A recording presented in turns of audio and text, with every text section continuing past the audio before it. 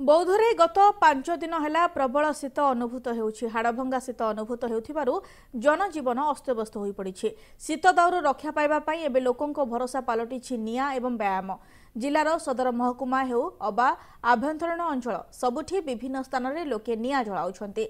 सकाळ 10टा जाय घन कुहुडी रहुथिबा बेले दिन 3टारु काकर पड़िबा आरंभ होउछि। जिलार विभिन्न पार्क रे लोकमाने निजको फिट रखिबा पई एक्सरसाइज करूछन्ति। सेपरि चाहा दुकान रे मध्य ग्राहकंकर भिड़ देखा मिलूँ।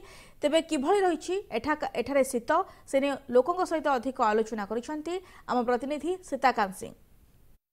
हाड़भंगा शीतर थरुची सारा बौद्ध सहर विभिन्न चा खटी एवं चार मजा नेउछंती पार्क रे जॉगिंग मध्य करुछंती। तेबे आमे बौद्ध जिला महानदी पार्क रे अच्छु। आम सहित किछि लोक अछंती तांको सहित आमे सीधा सड़क कथा कि भली भाव में शीत दाउरु रक्षा पाउछंती एवं शीत को केमती एंजॉय करछंती। हाँ आज्ञा कहबे किछि दिन हला शीत होछि बौद्धरे कि भली भाव में रहिछि। विगत 3-4 दिन हला ठंडा प्रबल बढ़ी जाइछि। दिन सकाळ 9टा 10टा पर्यंत कुहुडी लागि रहुछि एवं संध्या 8टा 9टा हो गले रास्ता घाट सुनसान होछि। जहाँ भी हो प्रकृतिर नियम अनुଯାयी वर्षा शीत खरा तो लगी रहिबो। तेणु शीत अधिका हेले रवि फसल अधिका हवा सहित एवं चाषी कोन उपकृत हेबे। तत्सहित ए शीतर मजा नापी जिला प्रशासन तरफ बौद्ध सहर रे थिबा महानदी विहार पार्क को सकाळ 6टारू खोला रखा जाउछि।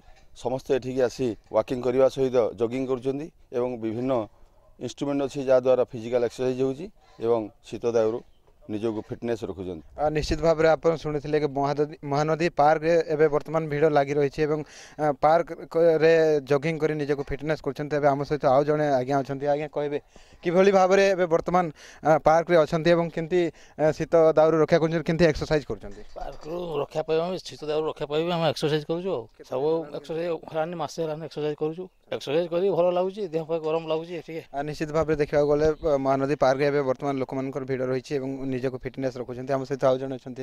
मैडम कोन कहबे किभली भाव में निजको फिटनेस रखिया पय शीत बहुत बढ़िया लागुछि। मॉर्निंग रे आसी आ माने देह पूरा वजन रु पूरा जो पूरा माने सुस्त लागुछि भल लागुछि फिट लागुछि निजको।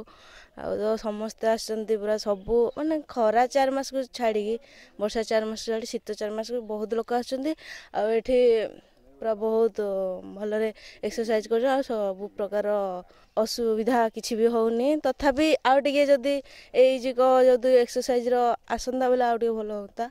तापरे बहुत तो भल लगुच छोट छुआ मैंने भी आसते बहुत भल लगुच।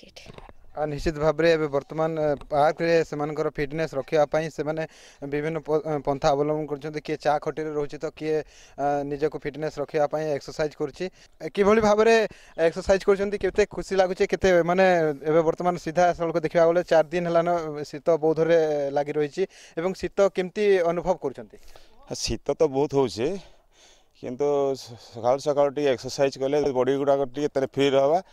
तेणुक आम समस्ते मु तो प्रकृति में सबुदिन एक्सरसाइज करुँचे मु फिल करुँचे ठंडा हेले भी देहटा टी उषुम रहा देहटा टी फ्री रहा ना। शीत तो जहाँ भी बुढ़ा बुढ़ी मन निश्चित भाव में प्रोब्लेम विषय है किंतु शीत भी निहाती दरकार अच्छे। शीत जमी रहा कथा हवा कथा एवं शीत ना असुविधार सम्मुखीन होगा पड़ता है। बौद्ध सीताकांत सिंह, MBC न्यूज।